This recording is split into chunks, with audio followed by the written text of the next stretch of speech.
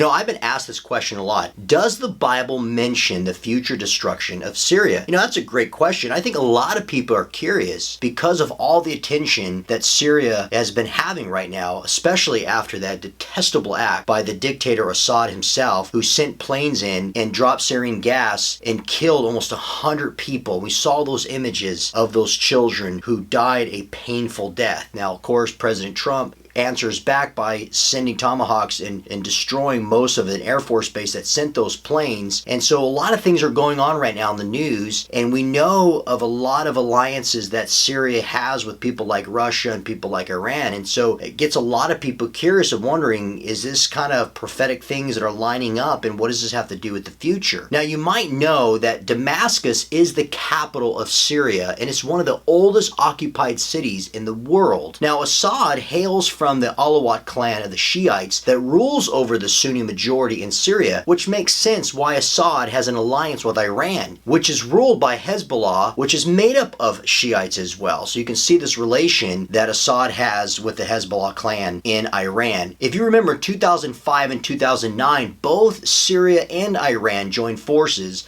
by agreeing to defend one another against their common enemies. Another thing to throw into the mix is that ISIS resides in Syria and believes that the ultimate and final battle to usher in the return of the prophet Jesus and bring swift judgment will take place in Damascus, Syria. Furthermore, the role that Russia plays with its alignment with Syria makes this situation even more serious. It's a very, very dangerous situation. And not only that, but for many years, Russia has also backed Iran, which, remember, its ancient name was Persia. Joel Rosenberg states that Putin is working hand in glove with Iran's government. This role that Russia has played in both Syria and in Iran has allowed both corrupt regimes to advance their nuclear capabilities. If you remember, Putin in 2013 supposedly led the charge to remove chemical weapons from Syria. However, after the gas attack massacre that took place in early April, it is clear that Russia failed in its efforts. But really, did they really fail in removing chemical weapons from Syria? Did they make any attempt to do that? Or is Russia really supplying Syria with these deadly weapons? So is there really biblical prophecy about Syria and its coming destruction? Well, there are essentially two passages in the Old Testament,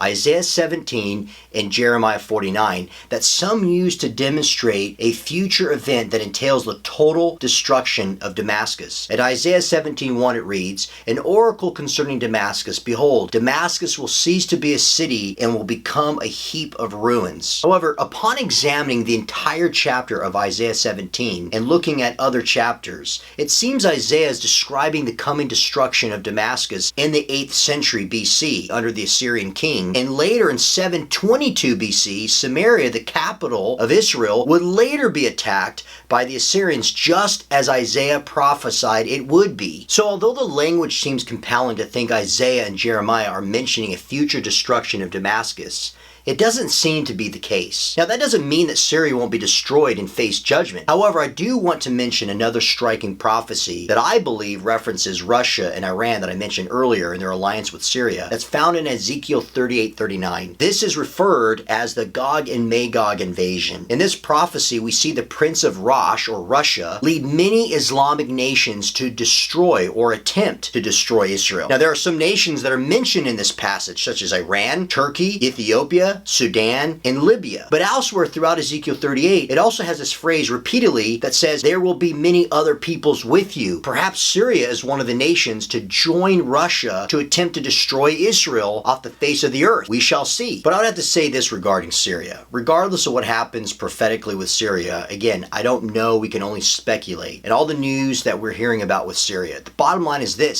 Syria is a big player in the Middle East. It sits on Israel's northern border, and right now, as I'm making this video, there are a lot of Russian soldiers that are there in Syria, right there at the border of Syria and Israel. So it's a very strategic place to come through and invade Israel. So I end with this: you cannot have peace in the Middle East without the cooperation of Syria, but I'm not so sure we'll ever get it. Currently, there have been an estimated 7 million Syrians who've either fled or have been rescued from the dictatorship leadership of the Assad regime. So let's continue to pray for the protection of the Syrian people. We continue to pray, as we're supposed to according to Scripture, for the peace and safety of Israel. And may we continue to find ways to support organizations that are helping to care for the people on the ground. Thanks for watching. Hey, if you like what you saw, please share the video and like it or comment below, and also subscribe to my channel so you can get all the other wonderful videos like these over here